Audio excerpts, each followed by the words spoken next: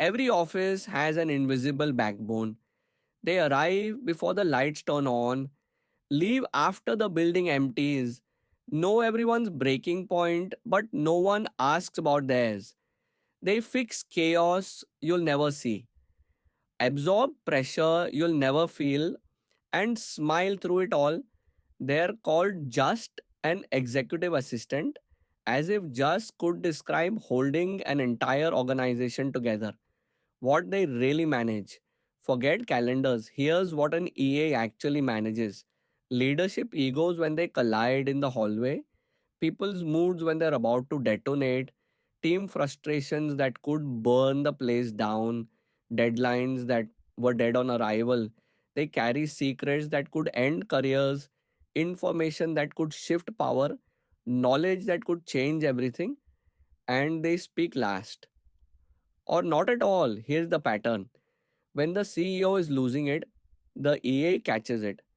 When teams are drowning, the EA throws the lifeline. When something explodes, the EA is already putting out the fire.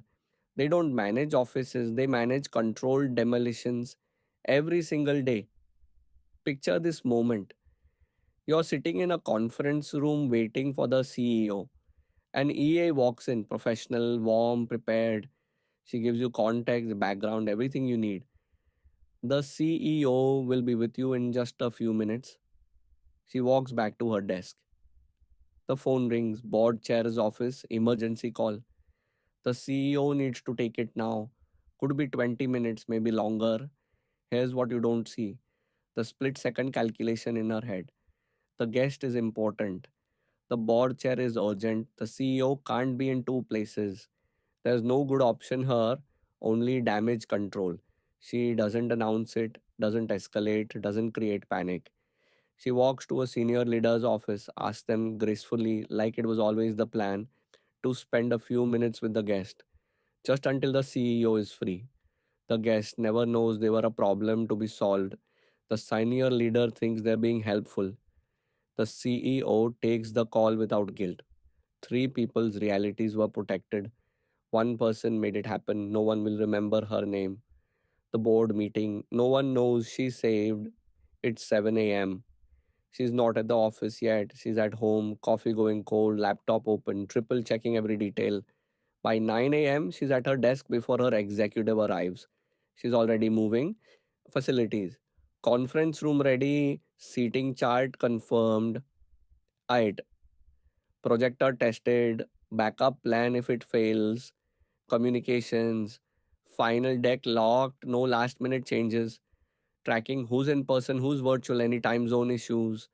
The board meeting starts at 11 a.m. sharp, ends with lunch. She's orchestrating everything from the shadows. Then at 10:47 a.m., 13 minutes before showtime, the caterer calls. They're stuck in traffic. They won't make it until noon. Watch what happens. Most people would panic, run to the CEO, create chaos, make it everyone's problem, not her. She sits for 90 seconds, thinks, then moves. She drafts a one-page agenda for next quarter's meeting, walks it to the CEO's desk, attaches a handwritten note. Before closing today's meeting, float this agenda for next quarter. It'll naturally extend discussion by 15 minutes and save us 3 weeks of email tennis afterward. The lunch will arrive exactly when we need it. She just turned a crisis into strategy. The meeting runs naturally long. Lunch arrives perfectly timed. Board members compliment the flow.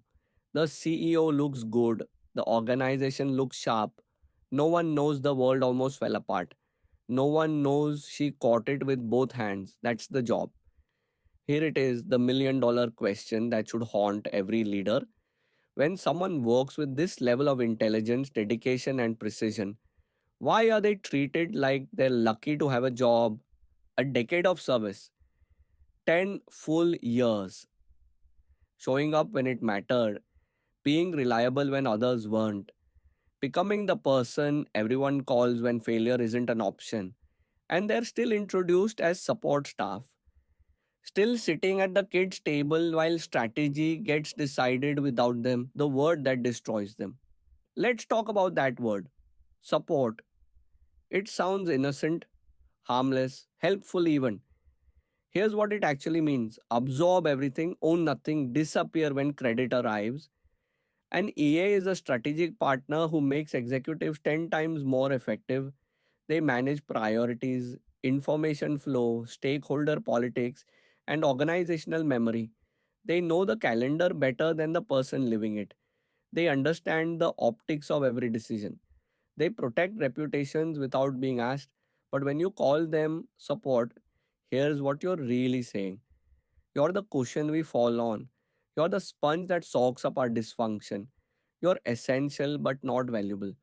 And here's the trap: when you become irreplaceable at the job no one else wants, you don't get promoted. You get stuck. The role doesn't just fill your day, it colonizes your mind. You can't turn it off. You can't stop anticipating. You can't stop being three steps ahead of disasters that haven't happened yet. Organizations call this being detail oriented. Psychologists call it hypervigilance. EAs call it Tuesday. The blame that only flows one way. Here's the scorecard: deadline missed. Why didn't the EA flag this earlier? Email ignored. Why didn't the EA follow up harder? Meeting goes sideways. Where was the EA? Meeting goes perfectly. Silence. Leadership gets frustrated. The EA hears it first. Leadership makes mistakes. The EA fixes them quietly. Leadership takes credit. The EA watches from the back of the room because EAs are the safest target in the building. They don't yell back, they don't escalate, they don't quit easily, they don't have the power to make you pay for it. So the pressure lands on them every single day. And because they handle it so well, always calm, always composed, always professional, everyone assumes they can handle more. Competence becomes punishment. The power they don't have, people think EAs have power.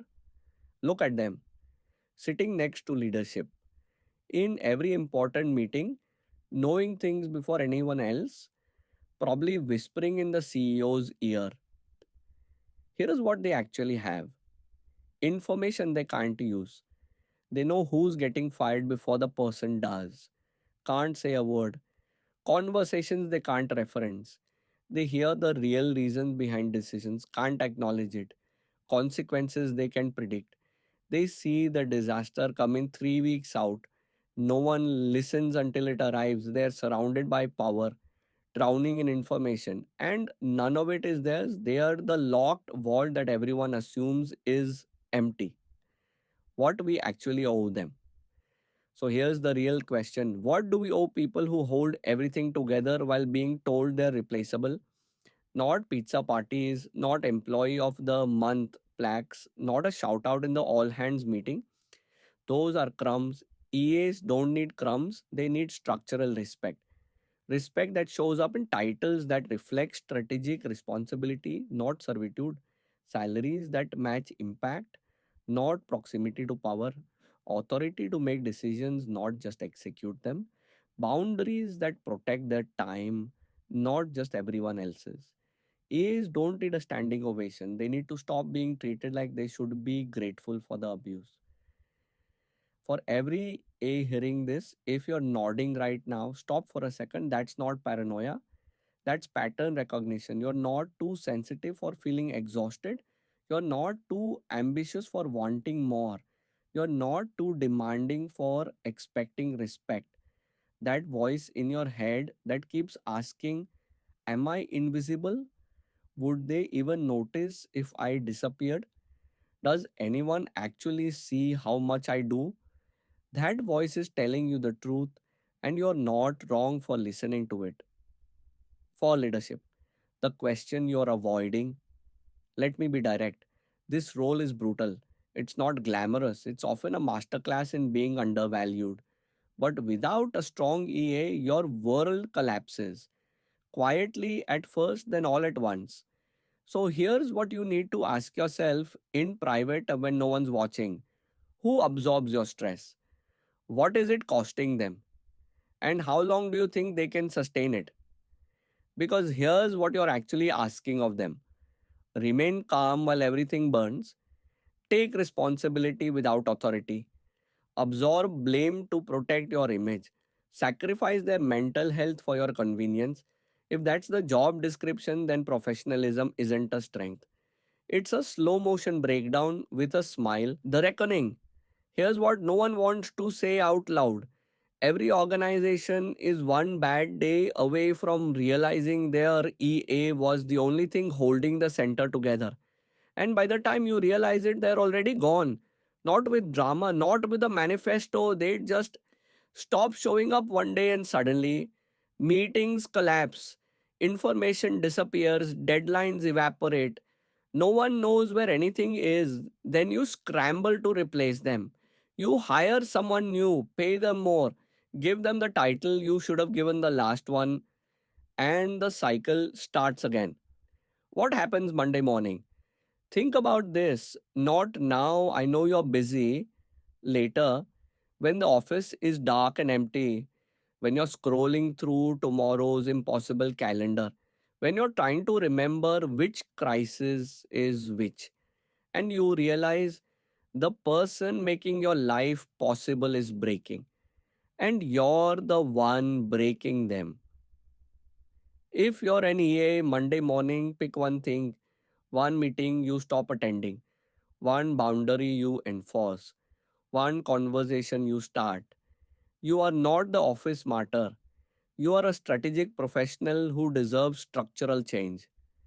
If you're a leader, walk to your EA's desk, ask them, what's one thing I can take off your plate this week? Then shut up and listen. Then act.